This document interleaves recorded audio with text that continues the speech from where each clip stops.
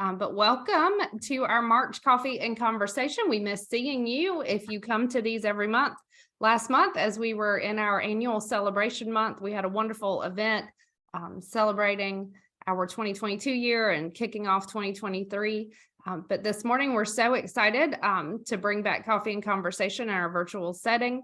Want to thank our sponsor for 2023. So Cone Health is our Circle of Champions sponsor, but also our Coffee and Conversation sponsor for the entire year of 2023, and they make this event possible. And so this month, we get to hear from Dr. Norman Riegel with Cone Health Medical Group, Triad Foot and Ankle, which is really appropriate as we go into a topic of the Year of the Trail. So welcome, Dr. Riegel. We're so glad to have you. Oh, excited to be here. You ready for me to get started? We're ready. Okay. Well, I appreciate the chance to be here in front of you because this is truly a subject that is near and dear to my heart. I spend a lot of time on our trails, and I'm really evangelical about that. And I want to just spend a couple minutes with you guys and explain why I am and how I think Greensboro is unique. First, I just wanted to kind of give you guys some ideas. We talk about trails of shoe gear, just basic stuff. I tend to walk mostly on trails. I do walk on asphalt and concrete. We're going to talk about that a little bit.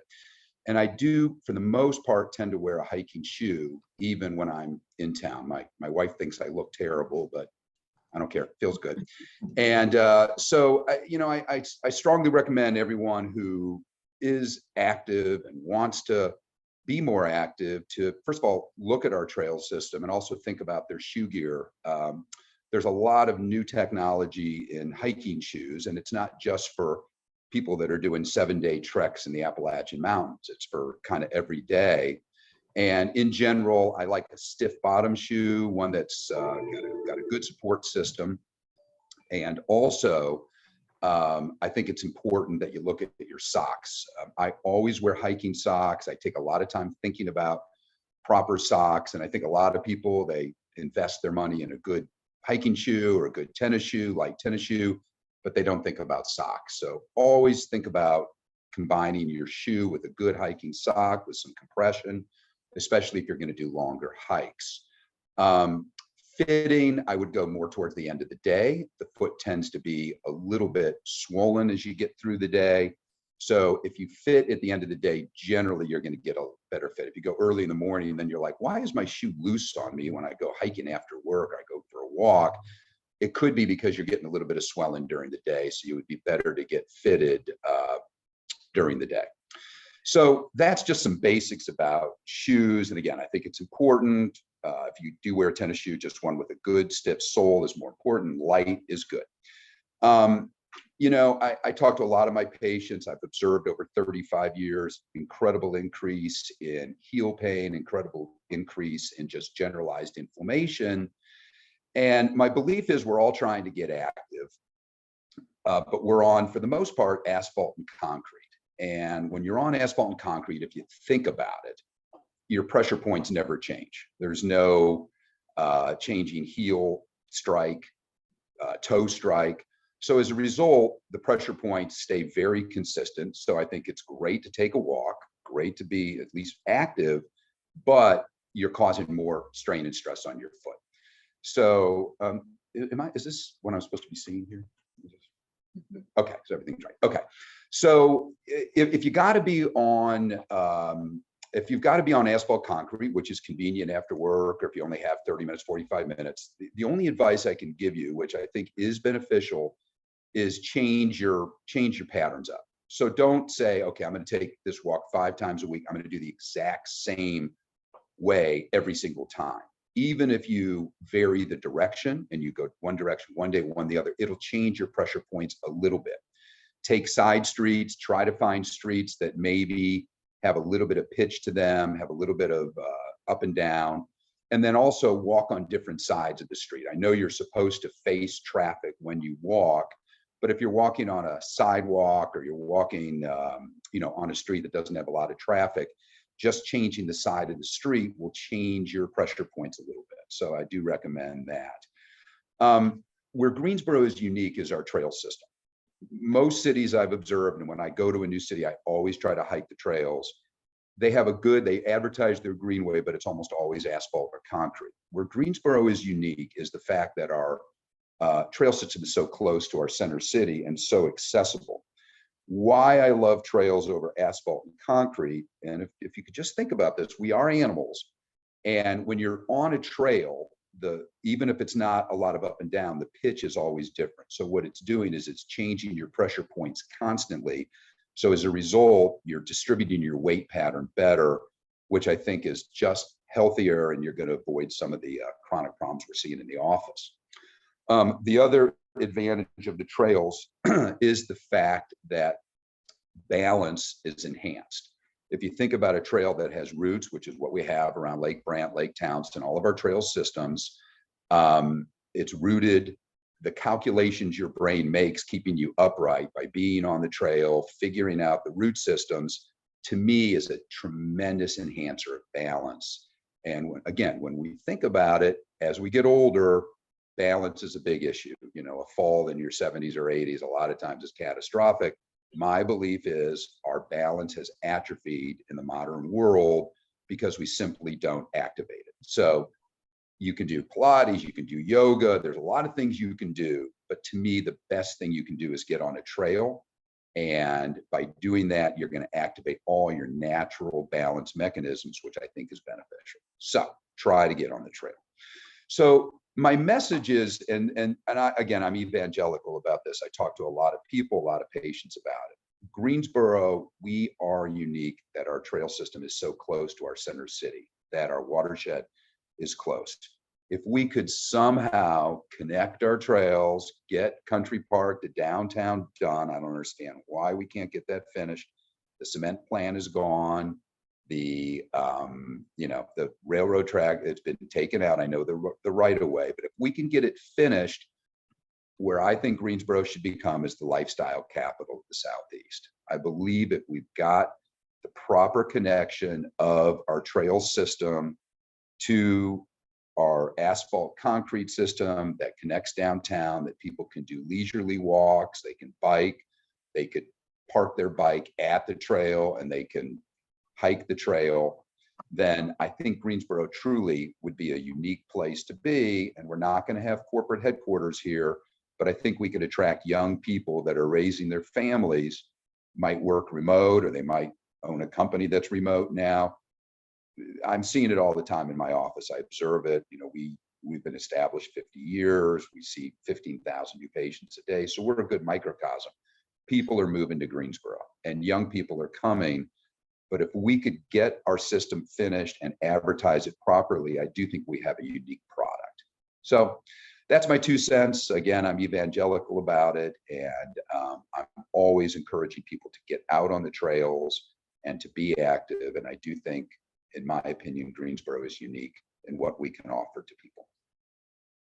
Awesome. Thank you, Dr. Riegel. I love the idea of us being the lifestyle capital. I think that's something we can definitely agree with. Does anyone know what the holdup is on getting the system finished through Lawndale Battleground behind Midtown to connect to downtown, where we're at with that? Yeah, Does anyone know?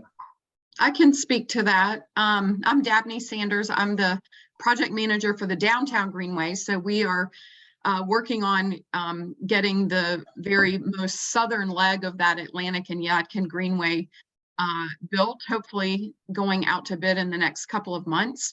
But the continuation of that, the 2 miles that connects up to behind the Target Shopping Center at Markland Avenue, where the existing A&Y Greenway starts, the city does have a functional design for that. They are working on doing a complete design, also working on securing funding to build it. I will say in today's paper on the front page was a really nice article about a transportation study that is underway for that whole Battleground Lawndale corridor.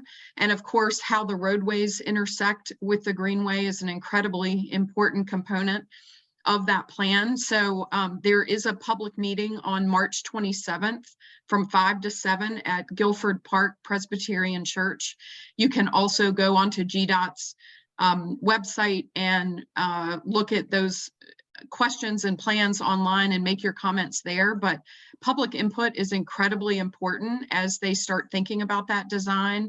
And for those of us who are passionate about trails and understand the importance of that connectivity of our system, I would really encourage you to participate in that public meeting on March 27th and add your input, talk about the importance of that trails connection to be a critical component of the planning phase as they think about how to fix that really difficult roadway area there. I know they were talking about trying to do a pedestrian kind of bridge over Lawndale Battleground.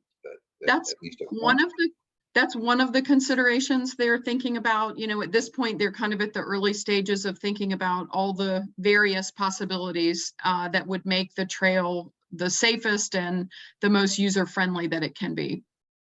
Okay, thank you. Awesome. Any questions for Dr. Regal before we move on?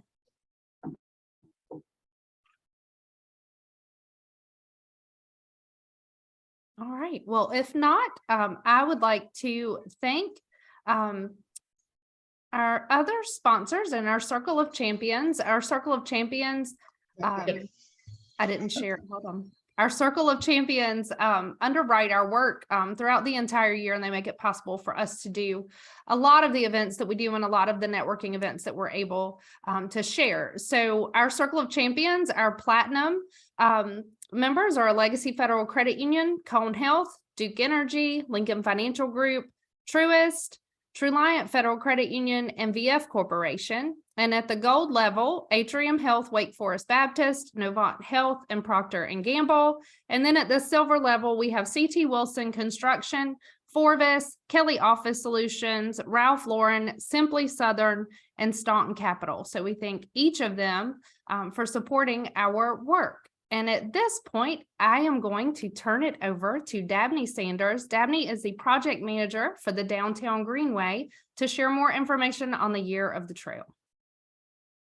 Great. Well, thank you so much. I'm really happy to be here, and having Norman with Cone Health as the sponsor and introductory speaker was just perfect. I am going to share my screen so we can look at and talk about the Year of the Trail. I will say that I am not the absolute expert on this. Palmer McIntyre, who is a conservation planner with the Piedmont Lands Conservancy, has really been leading this effort, and she is on vacation this week, so I'm standing in for her. But the Downtown Greenway has been a big supporter of these efforts to designate 2023 as the Year of the Trail in North Carolina. And I want to just talk today about why that's important and what's involved with this. So the let me just, I'm having trouble advancing a slide here. There we go. So the North Carolina Year of the Trail is the largest celebration of outdoor recreation in North Carolina's history. And North Carolina is the very first state in the country to celebrate trails on this magnitude. And I think that's something that we should really be proud of. This Year of the Trail is celebrating trails all across the state of North Carolina. And we are looking at all types of what are called muscle-powered trails. So hiking, walking, running trails, cycling trails, equestrian trails, as well as paddling trails like you see here in this photo. And these trails can be both natural surface trails or they can be paved trails. And I should just point out that in this particular initiative, we are not focusing on cultural trails, of which North Carolina has a wonderful selection of cultural trails, but we are focusing in particular on these, as I said, muscle-powered trails, celebrating really the diverse collection of trails that we have across the state, and helping everybody to recognize that you can be a champion of these resources. The goal is to have a future in which every single one of the state's 100 counties can experience the benefit of having trails and having advocates for those trails ongoing. So some of the campaign goals are to inspire people of all ages, abilities, and backgrounds to try trails, to demonstrate the importance of those trails, especially to our elected officials, to boost our outdoor recreation tourism across the state, to promote safe and responsible use of trails, and to advance diversity and inclusion on trails. And there have been some campaign values that have sort of guided the steering committee in thinking about these goals. Certainly participation, inclusivity, stewardship, connectivity, and collaboration are some of those campaign values. So the campaign itself involves a number of different components. There's a website, a large social media presence. We have local toolkits that are made accessible to communities with all of these various Year of the Trail assets. There are events being planned in all 100 counties across the state. There's a lot of advertising, outdoor radio, some limited print media. There is a Year of the Trail artist program, and I'm going to show some images of that shortly. There's also a partnership with PBS North Carolina, and they are putting together a 30-minute documentary that's titled 10 to Try, which is featuring 10 short trail profiles. And there also is merchandise. So these are just some of the tools and assets that are being used to help promote this Year of the Trail across the state. The website is greattrailsnc.com.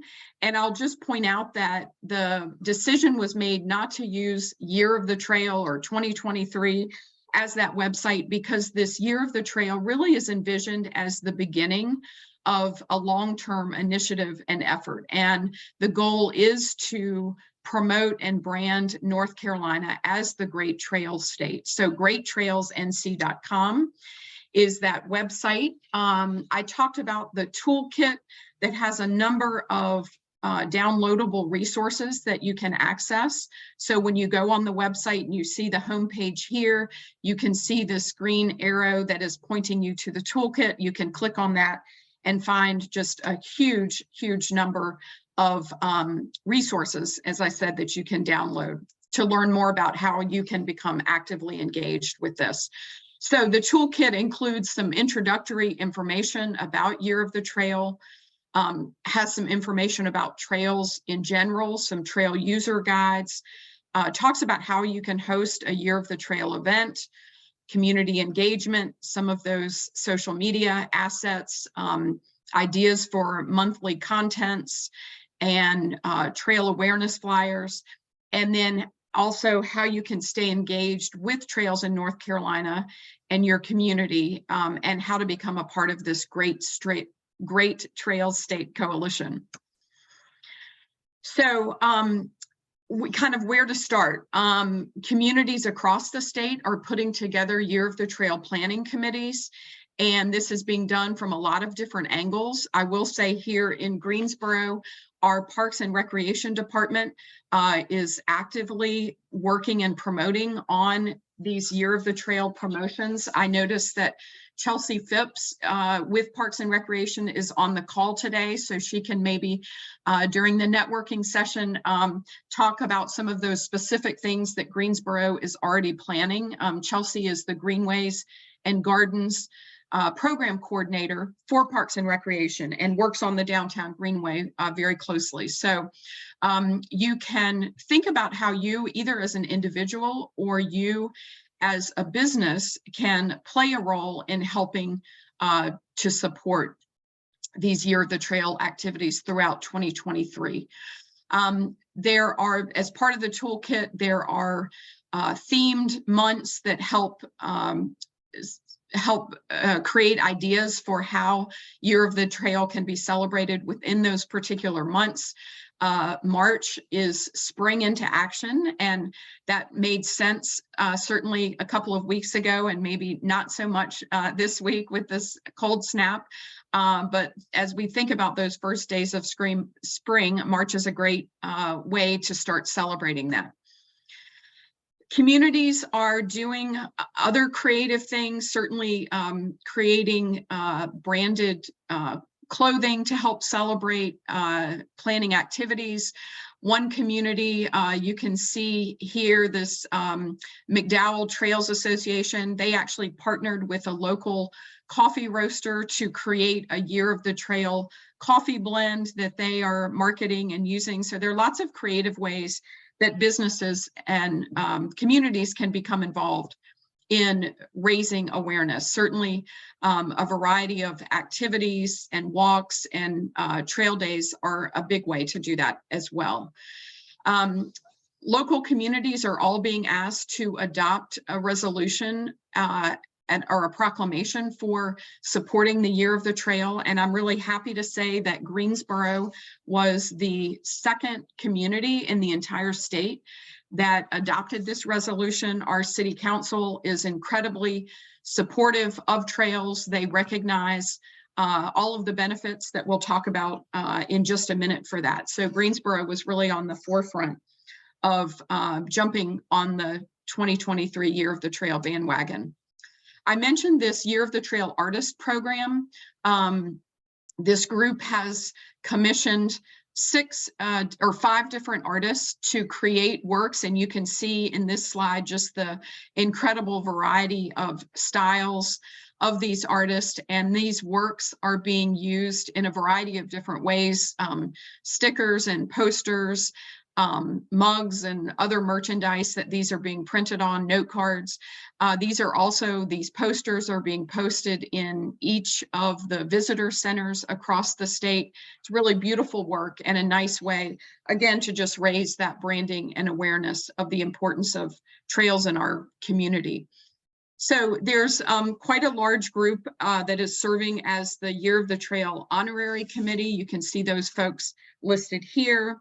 And in addition, there is a planning committee that are a little more on the ground, really thinking about how to promote this. So this campaign has really just launched, since we're still towards the beginning of the year.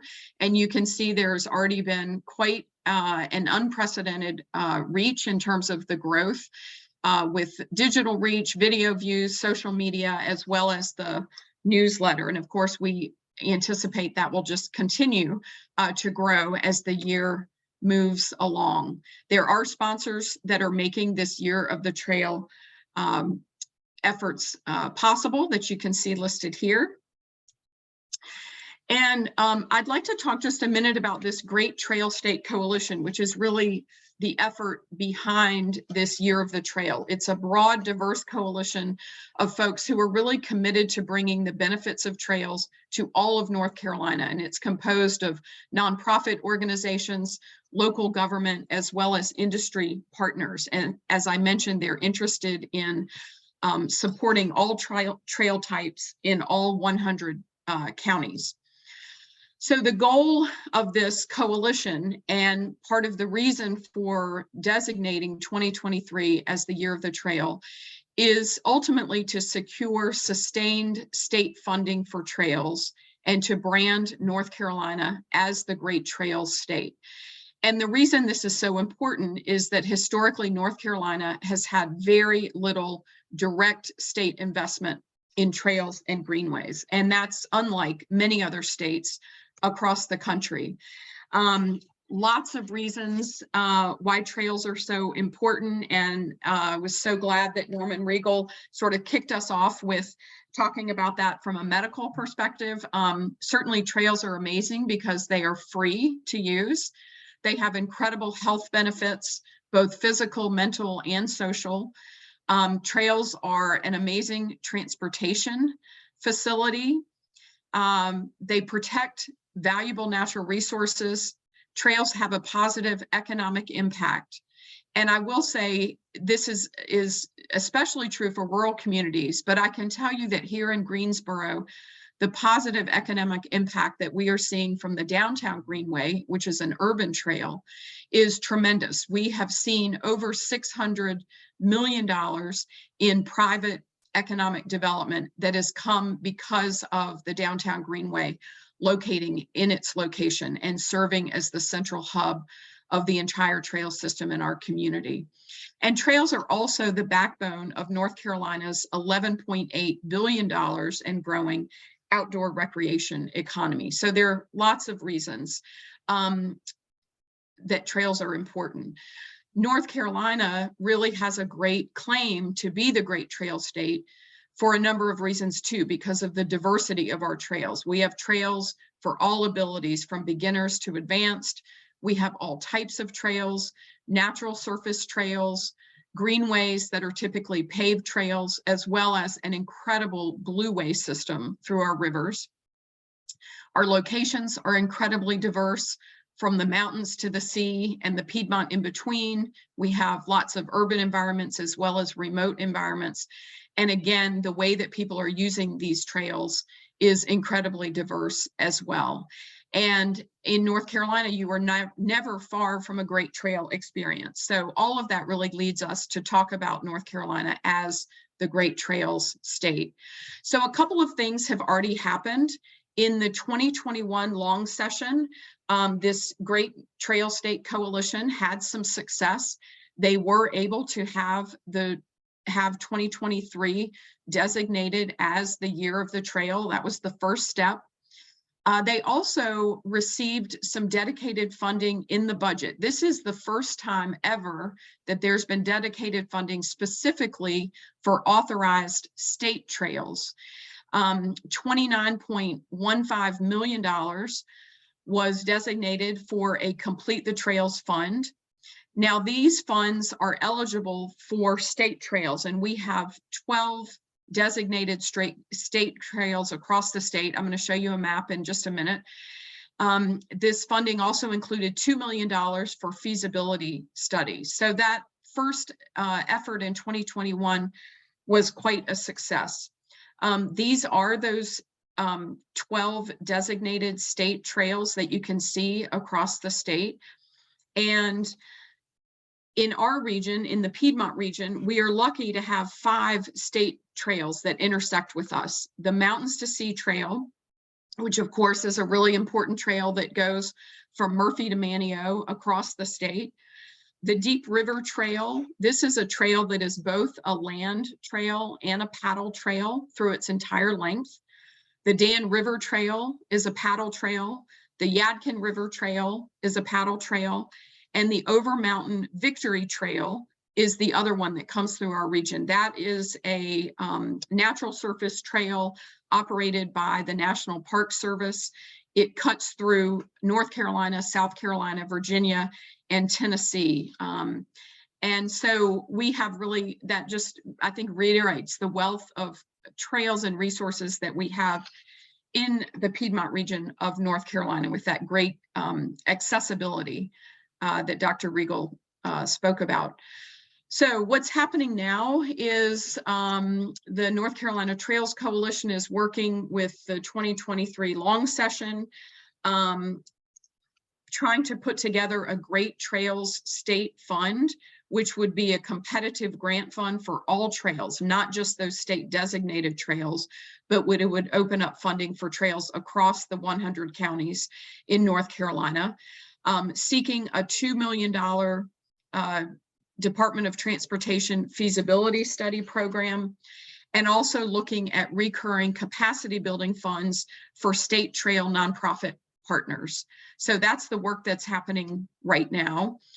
This map shows projects that are ready for investment, either construction or design. And if you look at Guilford County here, right in the center, you can see we have an incredible number of trails that are both ready for design and ready for construction. So this additional funding, if it can be secured from the state legislature, would have real economic impacts for us in Guilford County. So again, I want to reiterate ways that you can get involved. Try trails, find out new trails. When you're traveling across the state doing other things, think about exploring the state through trails. Invite your friends to be a part of it. Follow on social media. Sign up for the newsletter and check out the website for events that you can attend and be a part of. Participate in group hikes, participate in Trails Day. There are festivals. Think about how you can be a partner in helping to make this happen, and continue to be involved with our state legislature, thanking them for the work that they have already done for us, inviting them to continue being a part of that work, and updating them on the importance of this for you personally, for your business, and for your community. So trails really are the foundation of North Carolina's growing brand as the Great Trails State. And trails are an incredible part of this outdoor recreation industry and tourism industry that really reaches across our urban environments as well as rural communities across the state of North Carolina. So I invite you to learn more by going to the greattrailsnc.com website. You can also learn a little bit more looking at the Great Trails State Coalition.org. And I think that's the end today. So I'd love to answer any questions that you may have.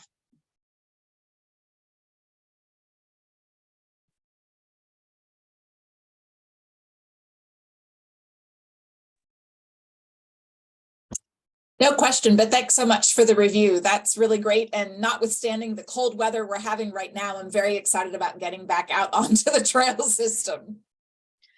That's great. Thank you so much, Laura. And thank you so much for listening.